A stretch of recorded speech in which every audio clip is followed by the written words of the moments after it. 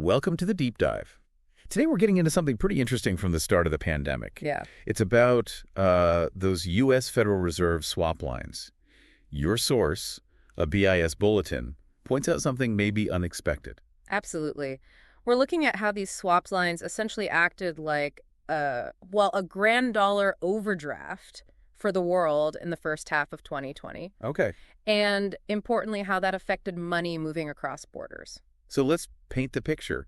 Early 2020, things are getting chaotic. Yeah. Getting U.S. dollars outside the U.S. suddenly became really difficult, really expensive. Exactly. Those offshore dollar funding costs, they just spiked, a real squeeze. Right. So the Fed steps in, they activated swap lines with 14 other central banks. 14. Yeah. And the use of these lines ramped up fast. By May 2020, it peaked at, $449 billion? Wow. Nearly $500 billion. Yeah, and it clearly worked to ease that funding pressure globally. But as you mentioned, there was this other effect, this kind of side effect highlighted in the bulletin. That's the really fascinating part. It wasn't just about making dollars easier to get. These swap lines actually triggered a huge increase in cross-border banking flows. An increase going where? Well, this is the twist. A lot of it flowed into the U.S. banking system. Huh. So not U.S. banks needing help, but money coming in. Precisely. It wasn't mainly U.S. banks drawing funds. It was largely non-U.S. banks moving dollars around. How big a surge are we talking? It was pretty dramatic. In just the first quarter of 2020, global cross-border bank claims shot up. Mostly bank-to-bank stuff. Okay. Within banking groups, claims between related offices, they jumped by nearly $1 trillion. $1 trillion, just in one quarter. Yep. And get this, over a third of that increase was U.S. dollar claims on the U.S.-based offices of foreign banks. Okay, so foreign banks were piling dollars into their U.S. branches. Seems like it. And then, interestingly, a lot of that flow reversed in the second quarter as, market conditions started to calm down a bit. And you're saying this surge, this inflow, is directly linked to those Fed swap lines being used? Well, the evidence looks pretty strong. The banks whose home countries made the heaviest use of the swap lines, we're talking Japan, the Euro area, the UK, those were the banks reporting the biggest jumps in dollar claims on their U.S. affiliates. So it suggests they got dollars from their own central bank via the swap line and immediately funneled them stateside. That seems to be the most logical explanation. They were likely channeling that dollar liquidity straight to their U.S. operations. Why, though? Maybe just playing it safe. Yeah. Or perhaps to make sure they could fund credit lines for clients in the U.S. Both are very plausible reasons. It could have been precautionary liquidity hoarding or meeting dollar demand from their corporate clients. Right. And the timing fits perfectly. The jump in these internal intergroup claims lines up almost exactly with when their home central banks were drawing heavily on the Fed swap facilities. Okay, so let's break down the mechanics. You called it a grand dollar overdraft. How did that actually work on the ground? Think about how payments work. We use bank deposits, right? Banks settle up between themselves using reserves held at the central bank. Okay. Now, cross-border dollar flows aren't usually physical cash moving. It's mostly about who owns dollar deposits in banks. Got it. So take an example, maybe the Bank of Japan using the swap line. Okay, good example. So the Bank of Japan, BOJ, activates the swap line. It gets U.S. dollar reserves credited to its account at the Fed.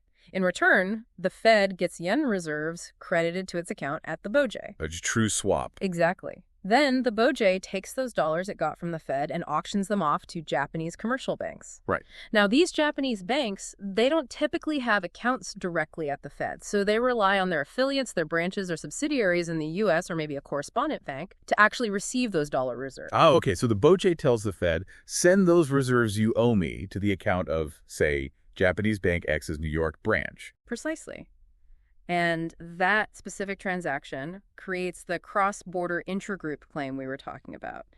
The Japanese parent bank now effectively has a dollar claim on its own U.S. affiliate. I see. And this whole process expands balance sheets all around. It does. The Fed's balance sheet expands, the BOJ's balance sheet expands, and the balance sheets of the Japanese parent bank and its U.S. affiliate also expand to reflect these new assets and liabilities. So for those U.S. affiliates of foreign banks, the Japanese ones, European ones, UK ones, what do their books look like? Well, two things happen simultaneously. One, their liabilities to their parent bank overseas went up.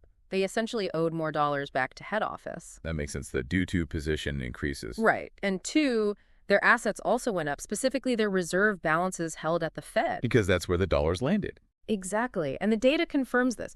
If you look at the U.S. call reports for banks headquartered in the Euro area, Japan, and the U.K. during that period, you see a very close match between the swap line usage by their home country and these changes in their intragroup positions and the reserves at the Fed.